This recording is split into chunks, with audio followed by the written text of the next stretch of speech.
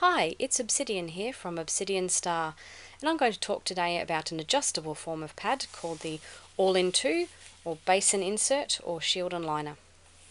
So everyone's familiar with the standard all-in-one pad, so that's one of these. So the all-in-one design is all just all-in-one piece, so you don't need to do anything to it, you use it as it is, you pop it in your undies, you snap the pad closed around the crotch of the undies, and you use it as is. When it's soiled, you take it off, replace it with a new one.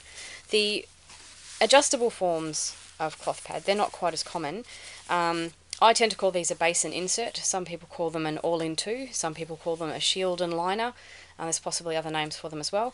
But the idea is that you have absorbent inserts that sit on top of the pad that are not sewn in to the pad, and you can remove them as you need to. So we'll look at this type first. So this one has ribbon straps across each end to hold the inserts in place so they don't fall off. And here I've got two inserts placed together. So you can do this. This is one of the advantages of this type of style of pad, because with an all-in-one pad you just have the one absorbency, whatever the pad is made to be.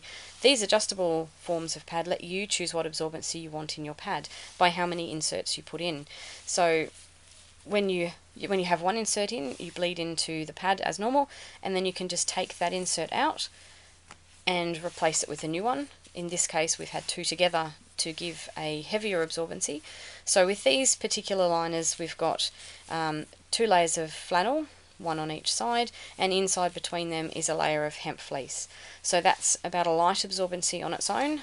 When you have two together, that makes it a sort of a regular to moderate absorbency there. So you can wear the two together or just wear one at a time.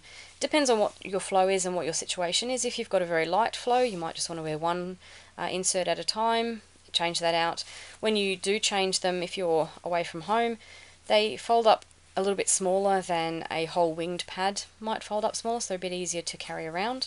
And as I say, if you wanted to boost the absorbency for a heavier flow, or to keep the pad on longer, then you can just add another liner in there like that.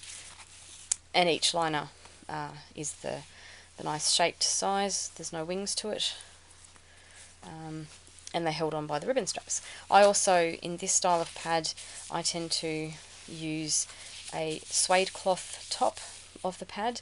I do this because it's stain resistant and it also is not absorbent. So if the blood soaks through the liner and reaches this surface, there is PUL inside, so I have a cotton backing, PUL inside, and the suede cloth on the top. So the suede cloth won't absorb any of the flow, so the idea is that there shouldn't be too much blood left on here, so you can leave this base on, just changing the inserts, and you might even be able to wipe it clean with a little bit of toilet paper if you've had a bit of blood that goes through, so it's not going to absorb anything. Then there's this style, which I tend to call the pocket end, because what we've got here is little pockets that hold the ends of the insert in place. And I can do this one two ways with the trifold insert we have here, or you can have the shaped inserts that go in there as well. So they slide under. It's a little bit tricky to do with one hand, but they can slide in there as well. So with this style I tend to do a cotton top and a cotton back with the PUL in between, just because the style, to make it a bit more colourful and fun, but I can do them with the suede cloth on this layer as well, and sometimes I do that. So this insert that we have in this one here is called a trifold because it folds in three. So 1, 2, and we end up with sort of 3 layers. This particular one is made from 2 layers of flannel or flannelette. So we have the plain pink and then the rainbow, and it's not the second layer doesn't go all the way to the edges, and that is so that when it is folded up you have less fabric through these ends, and it makes it a little bit easier to tuck into the holder. As I said, a lot easier if you have 2 hands free. So we'll just do one end. The other thing you can do with these is you can have 2 together, like with the other ones. So by having the smaller amount of fabric through the top, it's a little bit easier to shove 2 of them into the one holder.